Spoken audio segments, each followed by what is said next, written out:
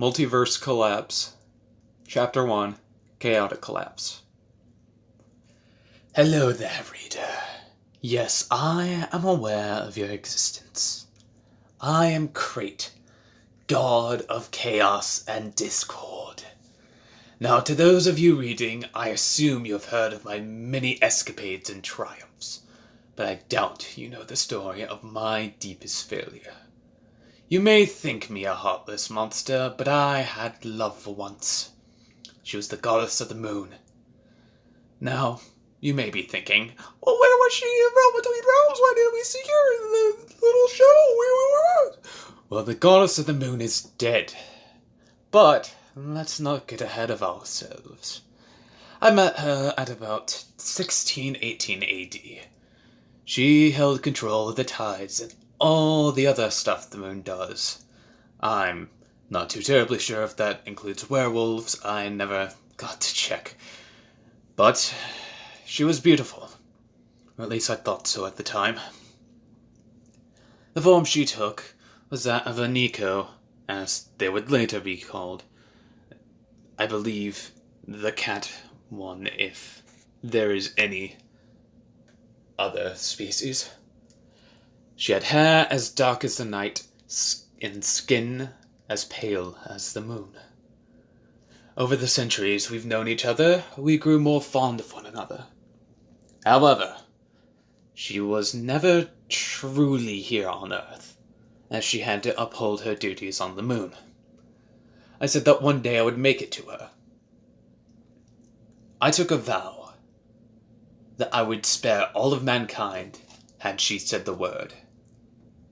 Now, that was very difficult for me, but she said yes, and I upheld it.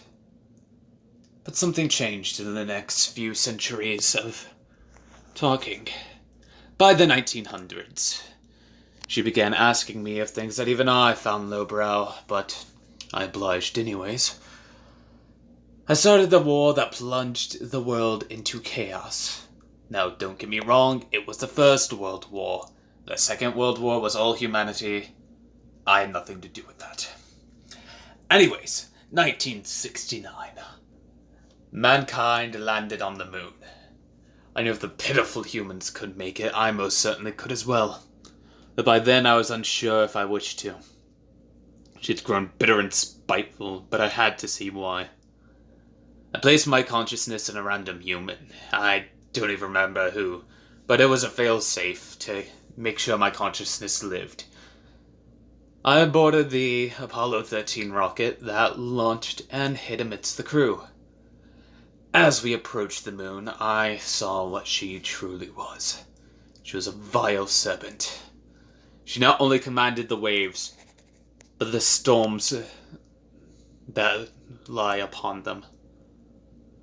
Hurricanes, tropical depressions, tsunamis, maelstorms. They were all her doing. She had made me vow to spare humanity when she herself was causing the destruction of it. She did not see me as a lover, but a rival. The anger swelled in me, causing the rocket to fail. All the crew died, but I lived.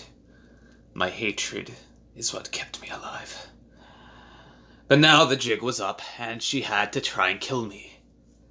Fun fact about gods, only one god can kill another, unless very specific circumstances are ascertained. She came to Earth with her true form to face me. The battle was short-lived. She may have known how to kill from afar with her hurricanes and maelstorms and other storms, but I have been up close and personal with death. She took a wooden pike to the stomach. She would have died in my arms, making a sorry excuse of an apology. I almost thought about saving her, but I realized how much the attachment hindered me. I dropped her and stabbed her a second time in the chest.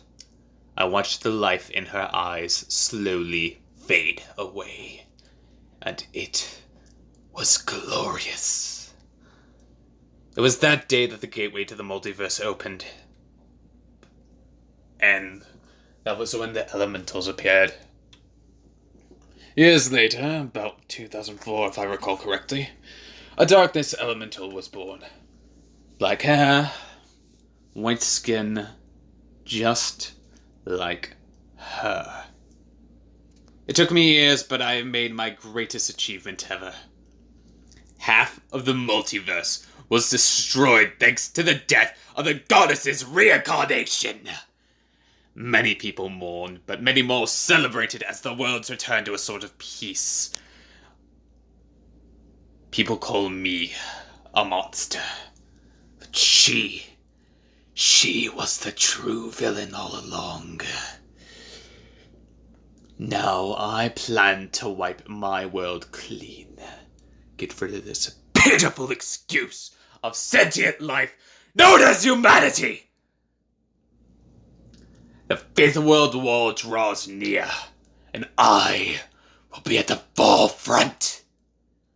But first, I must find a human to share my power and my conscience.